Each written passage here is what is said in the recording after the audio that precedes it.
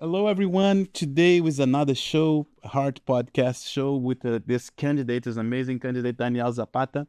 He's a Republican. He's gonna fight for the Latin community here in West Palm Beach. So, Daniel, what are you gonna do for us, the Latin community here in Palm Beach? Listen, the most important thing is we have never had a Latino or Hispanic elected to represent Palm Beach County at the state level. That's you're gonna be the first. So you're gonna be in the history. You're gonna be in the history here. Absolutely. So we are hoping on November 5th that we will be the first to ever represent the Hispanic community up in Tallahassee. And if it's so large, the population here in West Palm Beach Hispanics, why is never be one to become elected? Why people not interested to be in the politicians? Not interested in being a politician. I can tell you why. It's not exactly a fun field to jump into, but I don't know. I know that we've had good Hispanic candidates in the past and strong Latinos that have run on both sides of the aisle. It's just it hasn't happened, and we're working every day to make sure that it does happen this time on November 5th. Yeah. So tell me something. How's that work in the House of Representatives? How's that work? Because you told me it's like 80 to 120. It's 120 members of the seats, House. right? Yep, Okay. 120 members of the House throughout the state of Florida. So each district is drawn up every 10 years, just very similar to the federal situation where every 10 years after the Senate, they redraw all the districts. So we have 120 districts, and you go up and you represent your district. So in Palm Beach, how many districts are in Palm Beach? State House districts, I believe there's 9 districts. So just one go to Tallahassee or 9 go No, to 9 from Palm Beach County to Tallahassee. So there's, I want to say it's 9, I believe. So it's about the population, it's about how Yep. they divide. It's based off of population. So I believe it's about 150,000 people per district, if I'm not mistaken. And how people get involved, Daniel, how people get involved with your campaign, how you can attract more Latins to vote on the November 5th. Absolutely. I mean, if you like what you're hearing from me, you can always send text messages or make phone calls whenever you have free time. I know a lot of people don't like to go the door knocking route, but if you want to go door knocking with me, I'm more than happy to bring you out too. And of course, we can always use more donations no matter who it's from, whatever amount it is. It's $5, $10, $15. I got a donation the other day for $25, and they're like, it's not much, but I said, well, you just bought me my whole stack of flyers, so I thank you very much. Anything is, So whatever you can donate is helpful. If it's $5, $10, $15, no matter what it is. And how people can donate, what's your webpage? yep, but you can go straight to Zapata for statehouse.com, and that's right there. You can donate, and or if you want to volunteer and help us out, you can do it right there too. What's your platform? What are you trying to do for this next 2 years? So if you get elected, so what are you going to be doing first? Absolutely. My biggest concern is that for the last 12 years, we have not had representation in Tallahassee. And when I say that, we've had a representative there, But not working for our community. not being able to get the results that we need for Palm Beach County and for District 89. For example, as we said, there's 120 members of the House. Right now, the Republican Party has a supermajority of that chamber of the House, meaning that any Democrat that goes up there, unless they're willing to fully work with the Republicans, they're not getting a seat at the table. And a lot of people that are running now are not willing to compromise on both sides of the aisle. We need someone who doesn't care about party, who doesn't care about who we're working with, as long as we're getting the results we need to get done and get the money that we need to redo our roads, redo our bridges. We were talking about this earlier. There's a town in my district, Lake Clark Shores, that has a bridge that we've needed redone for 15 years, 20 years. And we could not get the money to redo that bridge. We tried for 3 years through our state rep, and then another 2 years through another state rep because he couldn't get it done. By the time we got the money allocated for the project, the quote that we were originally given for the project had already It's doubled, obsolete. Yeah. obsolete, and it doubled in price. So now we have half of the budget, and now the town is having to figure out where they're going to get the other half of the budget and hope that maybe from Tallahassee. If you got money from the state, Mhm. can you go over to the private sector asking for a little bit money? Not You can't really, because it's still a government project, because Okay. it's still the town. So the town would have to find a way to raise that money, be it through taxes, through a grant. There are other state grants that we could potentially file for and get. But the point is having someone there that could actually get it done and get what we need done the first time. And that's what I'm gonna go work You to do. think in 2 years you can do that? If you got elected, you just got a 2 year term. Absolutely. And I won't guarantee that I'll fix everything probably Right. in 2 Okay. years. Yeah. Yeah. But But at least you start. we could start the process and have it done.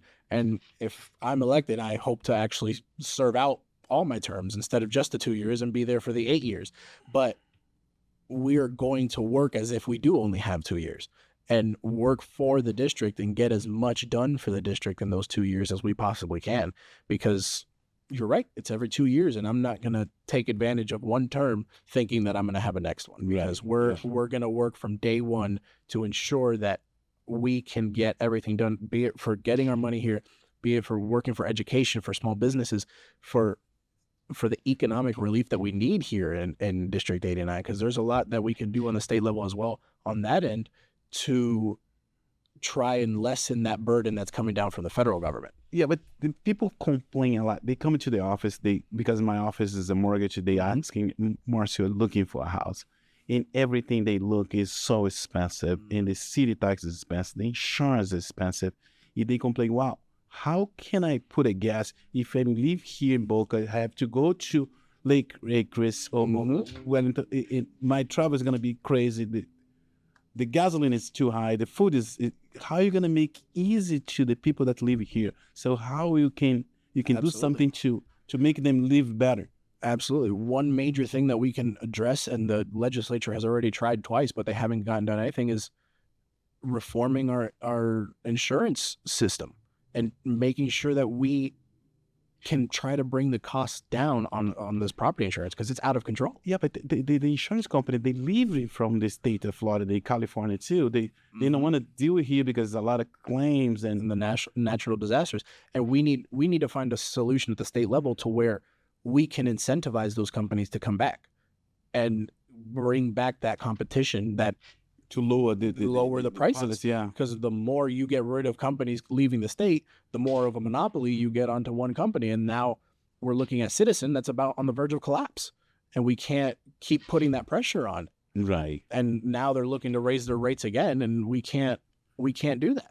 We can't do that to our people living from paycheck to paycheck. What about the seniors that live here? They cannot afford the HOAs or the insurance or the car insurance or the gasoline or the food. Absolutely. So how you gonna keep them cool enough to say, wow?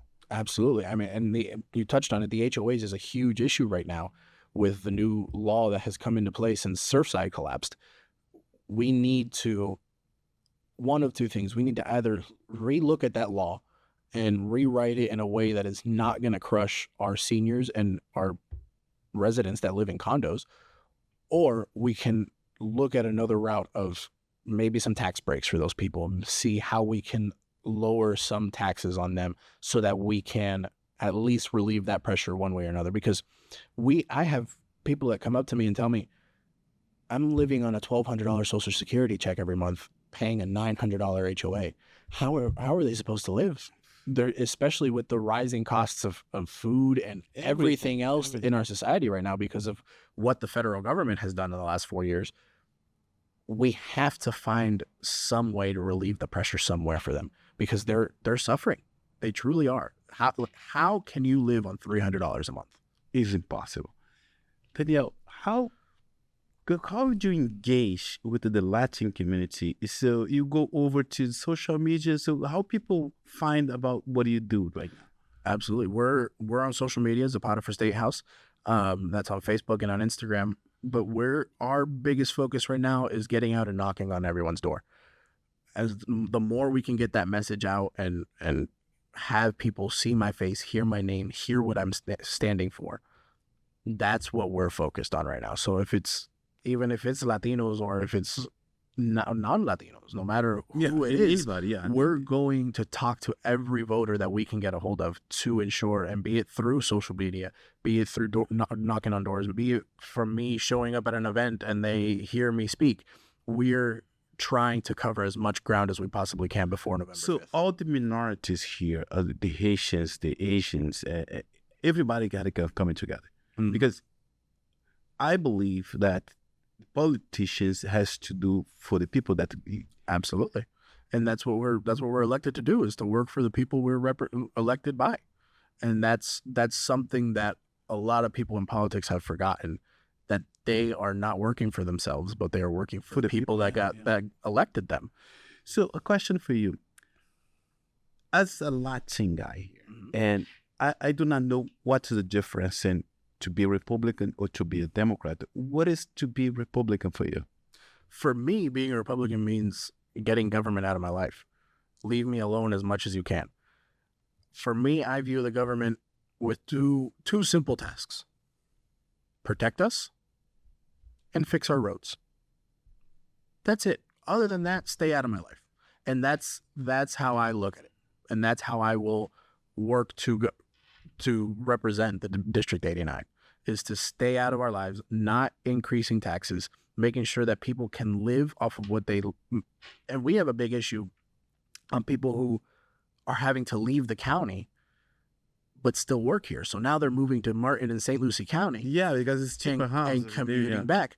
We have to find a way to ensure that not only can we make affordable housing in the district, because there is a lot of money for that already allocated in the county that we need to chase down and make sure we get done. Yeah, I think the county is one of the richest in the country. Absolutely. And West Palm Beach was the richest. Yeah, I believe the island is one of the richest zip codes in the world.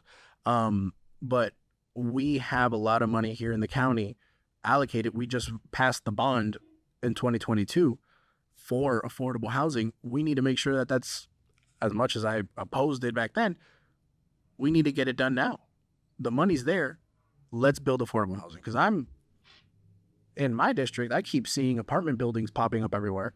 Yeah, but they're going for $450,000 a year. That's not affordable. That's not affordable housing. We have teachers, nurses, doctors, not teachers, nurses, police officers, firefighters that are on the front lines who can't afford that. They call it heroes. During COVID, we were praising them every 2 seconds, and we called them our heroes, and they are our heroes. But we're not treating them like that. We're not ensuring that they can live in the county that they defend. We're not ensuring that our police officers are living here when they're coming to defend us, when they're coming to put their lives on the line for us, but yet at the end of their shift, they have to leave to St. Lucie County. I find a big problem. That's a big problem. Daniel, how are you going to convince our viewers? How people going to change, going to switch? Because I think for the immigrants, now as a legal immigrant, they become, I was an immigrant, they become illegal. Now it's different. Because the way we see it is like, oh my God, we're afraid of the politician. We don't have a driver license, and now we become illegal. Now we have everything, but we still with the feeling. And Absolutely. How you can calm down people to make them go to the ballot and vote? Well, first and foremost, I'm one of you. My family came here from Cuba and did it the legal way, got their citizenship, and now are proudly going to go vote for their grandson and their nephew. And that's the American dream. A family that one generation ago fled communism is now going to go to the polls and vote for someone with their same last name, their grandson, their son. That's the glory of this place, is knowing that we came here from these countries, fleeing socialism, fleeing corruption, fleeing poverty and just despair. Why wouldn't we get out and vote so that we can ensure that this country doesn't end up like the ones that we left? And that is the biggest part of, and I'm not here to convert every Latino to a Republican Party. That's not the point of this. I could care less how you vote the rest of the ballot, as long as you vote for me for state house, because my objective is not about getting every Republican voter out. My objective is getting every voter out and getting as many votes as I can and representing every person in the district. I'm not going to go up there and only represent the Republicans in my district. Yeah, because everyone is alleviating this. Exactly. We all live here. We are all here together. We have to be able to get along and work together, because if we can't work together, we're not going to get anything done. Yeah. And that's what we've seen now is people going up to Tallahassee and basically holding and warming the seat for 12 years, 8 years. We can't allow that. I'm not running as a Republican. I am running as a neighbor, as the only person in this race who lives in the district. Wow, this is major. So when do we see the ballot? There's a lot of names in two pages ballot, and you can just like vote for the party, or you gotta vote for everyone. You just can vote for the party. If they vote just for the Republican, go trick down to you or not? Well, I'm not sure how their new machine actually does that, if it just votes all the way down the ballot for Republicans. But I would encourage everybody to actually look into every person. I know it's a lot, but we have to care. Of course. We have to care enough to look into, who am I going to vote for state house? Who am I going to vote for county commissioner? Who am I going to vote for state senate? Of course, if you're voting for your party and that's who you believe in, absolutely. But even myself, after doing research into candidates in the past, I have found myself not voting for the Republican because I can't relate to them. I can't bring myself to cast that ballot because of some stances that they take. So doesn't necessarily mean I voted for the Democrat. I mean, there's always other options. There's independent. You can write in a candidate. Your vote counts. Who you give it to should earn it and should deserve it. And that's what I'm working to earn every vote I can. I don't care what party. I don't care what background. I don't care Hispanic, African American, American. It doesn't matter. I'm working for every person in District 89 and for every vote in District 89. So what about the education system? And a lot of people coming to Boca because the school here, they telling me is better. Absolutely. We have a huge, I'm a teacher. I'm a high school Spanish teacher. We need to address our education system. The legislature 2 years ago, I believe, did a great thing by taking a step towards allowing every family to choose where they send their children to school, be it public, private, charter. I am firmly for school choice. I believe that every family should have the choice of what's best for their family. That being said, that doesn't mean a lot of people say, oh, you're for school choice. You want to take the money away from the public schools. No, the public schools are part of the choice. They are one of the choices. So we need to make sure that they're just as good or better than our private schools and our charter schools. We need to make sure they're all serving our children, because at the end of the day, that is where our future is coming from. Exactly. We need to ensure that they have the right curriculum, that they're teaching on level and being able to read at grade level, not being 3 grades behind on reading like a lot of our students are. We need to, back to our heroes, we need to raise teacher pay. But you think it's about all the phone, because the attention is like the attention, the phone. You're gonna say something. If you come into the school, you maybe you turn off your phone. I know. So where I teach, we have the phone out. Where the school I work at, we do not allow cell phones on campus. We don't allow them to be using their phones. I firmly believe that's a good policy. I think that students shouldn't have. I think they lose their attention. Absolutely, and I actually have to agree with the governor. I got my son to say, stop looking this. Exactly, and I actually have to agree with the governor of California on this. He recently just banned phones from the school systems in California. I understand it's security issue, but Well, it's I grew up without. that's what I was phone, gonna say. Is like, what anything. did you do? What did we do Yeah. when we didn't have phones back then? I didn't have a cell phone when I was in elementary school. I didn't have a cell phone until I was in middle school. Was when iPhones started coming out, and when we had. So, what did we do back then? You go to the office, you call your mom. Exactly. How that it's not. We've come so reliant on instant communication between us. Absolutely, it's a great thing. But it's also important that your kid be focusing on what they're in, what class they're in right at that moment. What about the AI and the school system? What's gonna happen? That AI is a very big topic that we really need to get into and make sure that we are utilizing it in the right way. For example, I was sitting in a professional development a couple years ago, and they straight out said, the kids are going to use this. Yeah. There's no getting around it. Let's teach them how to use it properly. Let's teach them what is plagiarism. How does it still apply even if it's a robot writing your paper? How can we teach them that AI is still not going to have your voice, is not going to have your opinion, your opinion in it. So you still need to go back and proofread a paper that you're putting in the ChatGPT. So we can't pretend like it's not there. We can't pretend like it's not an option for our kids because it's there. They're going to use it. So we need to adapt and say, all right, this is how you're going to work, because there's now a lot of workplaces that are switching over to using AI and ChatGPT and trying to involve AI into their businesses. So every company, the private sector, every company is using the absolutely. So we need to teach the kids how best to use it, not how best to get around us with it, how we can dive in and say, all right, you have this paper. Let me show you how I want it to be written, how you're going to want to watch how ChatGPT spits out this response.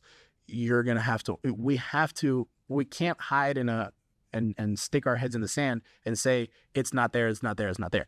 It's here. It's here. And we can't ignore it. Yeah. And what about you say about they create a new bathroom for transgenic? This is, I don't know what. Listen, what happened with our governor has done a great job on ensuring that none of that comes into our school systems and into our state. You can make your choices, but my opinion, I completely against. Oh yeah, absolutely. And it's not for the family. It's not family. It's no. And I agree with the governor when we kept it out of the schools, and we shouldn't be teaching it to our kids. If you are an adult, you have your ability to make your choices. No one should get in the way of you making your choices, whatever they may be. I don't have to agree with you, but you have the right to make whatever choices you want. You don't have the right to force it on children. You don't have the right to force it on children who can't fully process what they're doing yet.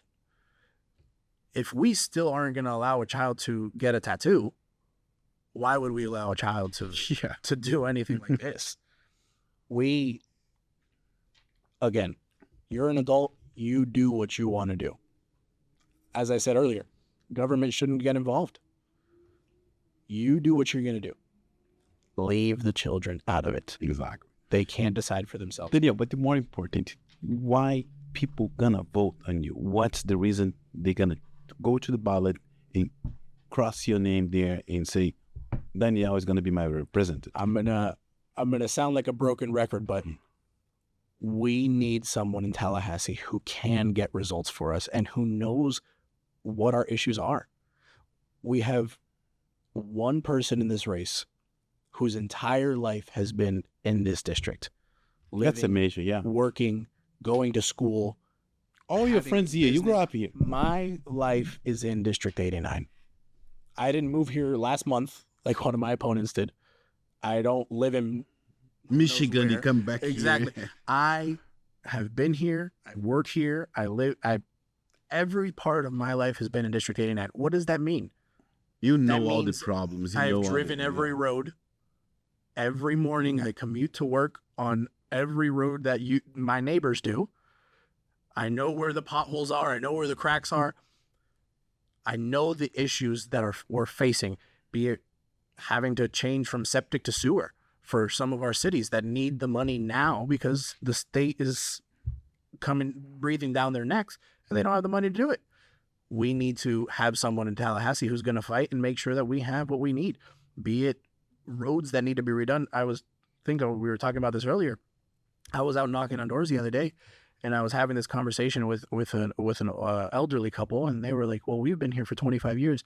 They've never redone our road. Just look at the 25 years. Just look at the road. It's all cracked. It's falling apart, and they've never redone it because we don't have someone there that has fought for us and has gotten us what we need to get that done." What about for the health system in Palm Beach, West Palm Beach? Healthcare is a huge issue that we need to address, especially with the elderly population we have here in Palm Beach County. You think the Medicare works here? I don't want to tell you if it works or not, but it's a necessary part of what we're living in now. We need to make sure that we can still afford it, make sure that we are not spending more money than we need to be, and making sure that we can bring down prices and get things done for our seniors.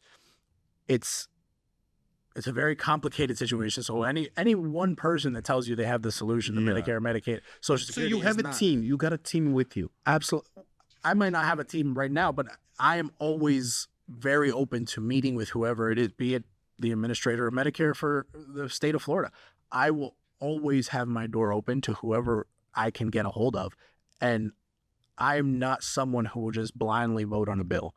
I will do the research and I will understand what this bill means and how it benefits or hurts my district. So I will gladly sit down with the administrator of Medicare or Medicaid in the state of Florida. I will gladly sit down with the Social Security administrator of the state of Florida. I will sit down with whoever I need to talk to make sure, because I know that I don't know things. Yeah. I'm not an expert on everything. So if someone would like contact with you, so how's your social media? How they look? They can, through my website, you can get a hold of me at zapataforstatehouse.com. Through my social media, Zapata for State House, I can be reached pretty easily. Zapata is a really Latin name. That's what they tell me. So it's Zapata. So if anybody needs that, there we go. Yeah, that's so simple. Yeah. So on this ballot on November 5th, it's still, again, 90 days? We are at 80 something. 80 or 81 days. Yep. So you still have a lot of work to do. We have a lot of work to do in very little time, but we're working on it. I'm out almost every day knocking on doors. I can't take my glasses off because I start to look like a raccoon with the tan lines I'm getting. But I'm out there working every day to make sure that I can reach as many voters as I possibly can, and how you got to volunteer people to work with you. So absolutely, we have a good amount of volunteers who have come out and helped us knock on doors, and anyone who is interested can again go to zapataforstatehouse.com, and all the information's right there. We're knocking on doors, we're making phone calls, we're sending text messages. I understand that a lot of people aren't comfortable going up and knocking on someone's door. I get that. It's not a comfortable thing. People can just comment on things on the Facebook, Instagram, and just share. Send a text, make a phone call, share, like you said, share my social media, get the word out there. That helps too. Yeah. Not everyone believes that they need to show up with $1 million check, or they need to show up with 54 volunteers to knock on doors. Every little thing you do puts us in a better position to win in November, be it sharing our posts, be it donating $5, be it putting a yard sign in your yard, no matter what it is, every little way. Because I'll put it this way, in politics, they say it takes 9 touches to earn a vote. What does that mean? That means they see your... Up to 9 people, or 9 times the same person? The person needs to see a yard sign, or see a mailer, or see a text message. So when you're getting these text messages, it's because statistically, we've seen that it takes 9 times for someone to see your face, see your name, remember your name, to even think about voting for you. So that, be it seeing a sign on their way home, seeing a billboard, seeing a commercial on TV. But one way to bypass that is directly knocking on their door.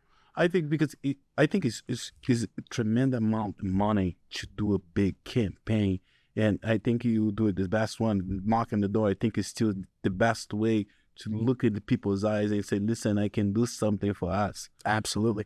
And that I can tell you from the experiences I've had knocking on people's doors, there's no replacing that. There's no changing or exchanging out the experience of getting to meet the person you're voting for. Because even for me, I'm in this, but when I get to meet the person I'm going to vote for county commissioner, who is a good friend of mine, has endorsed me, Commissioner Michael Barnett, or the person I get to meet that's running for Congress, or when I get to meet my senator, that is a different experience altogether, because now you have that memory. And we're humans.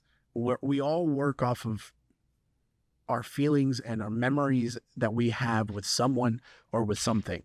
So if you have a memory of me knocking on your door and we have a good conversation, you're more likely to vote for me, right? So, and that's what we're doing. And you break the ice, and you're breaking the ice. You're making that personal connection that didn't exist before. And now they're saying, well, oh, that's the guy that came to my door.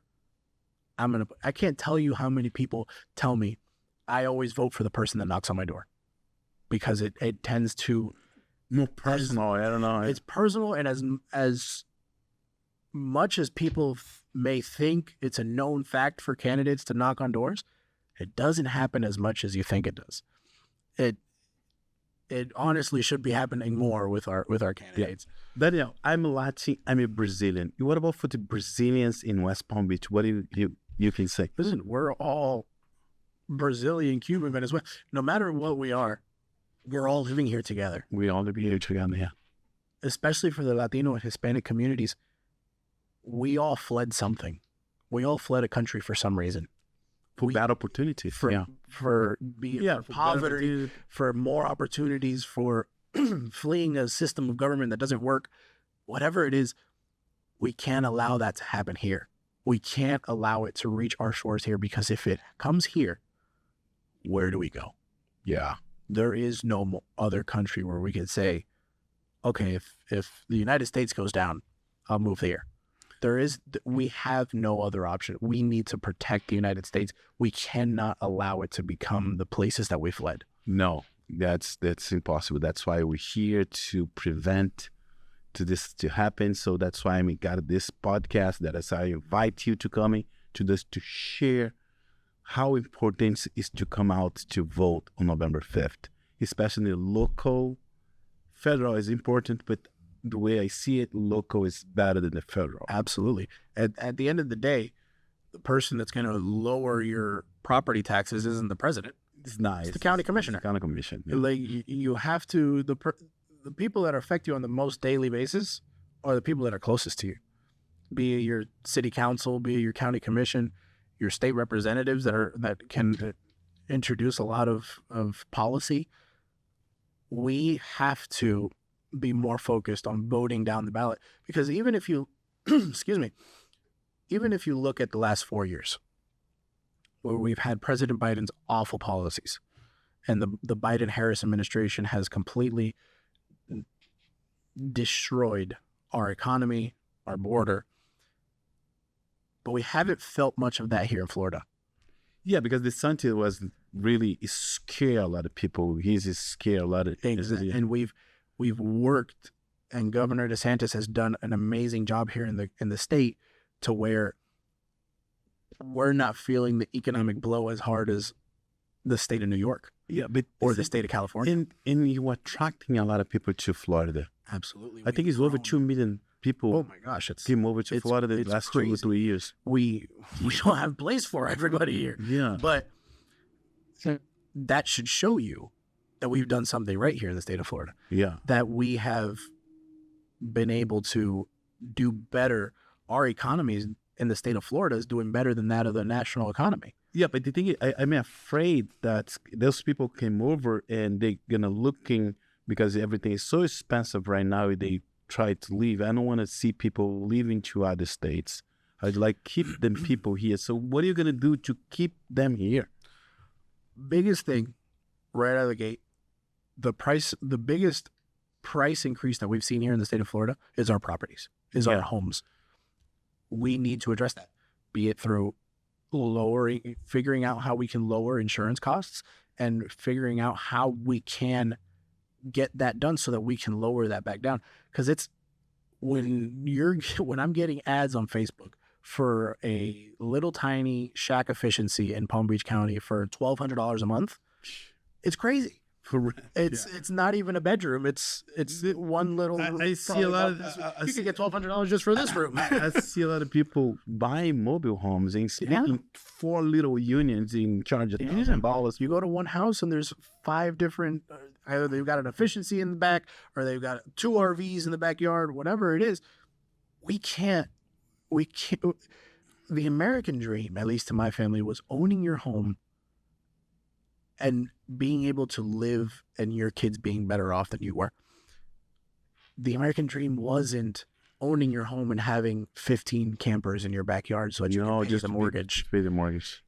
That's not what we're about. We need to find a way. And again, anyone who claims that they alone have the solution to everything is full of crap. And I believe it's just 2 years. You can do a lot. You need more than 2 years. Absolutely. But even if we don't have those 2 years, I'm going to work like we only have those 2 years and to get as much done in those 2 years as I possibly can. And God willing, I'll win this election and I'll win the next 3. And we can stay and be in Tallahassee for 8 years and get the job done and put District 89 back on track and back in a better place than I found it. Because we can't afford to send another empty suit to Tallahassee. We can't do it. We need someone in Tallahassee who knows our problems and knows what they don't know and is willing to say, I might not be an expert on this topic, but let me bring someone in who is, and we'll hash it out and we'll figure it out. Or someone who's willing to say, my party's voting one way on something, but I don't agree with them. I'm going to vote another way on it. Right. So guys, look at this. Daniel Zapata is the local here in West Palm Beach. So I think he's got a good candidate, good chance to change for better our county. So if you guys look into this video, please take a look. Google him. Yes. Google him. So Google him. You're going to see he's a really local, and I think he can do anything to our community to help us to have a better life. Absolutely. And that's the job is getting there and making sure that we here, and I say we because I am your neighbor. So what I do in Tallahassee affects me just as much as it affects you.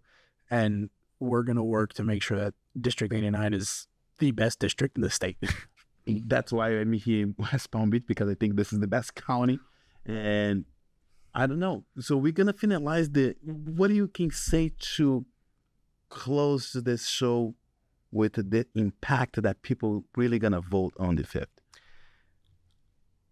It's a story I started telling you out and when we were out getting ready to come in.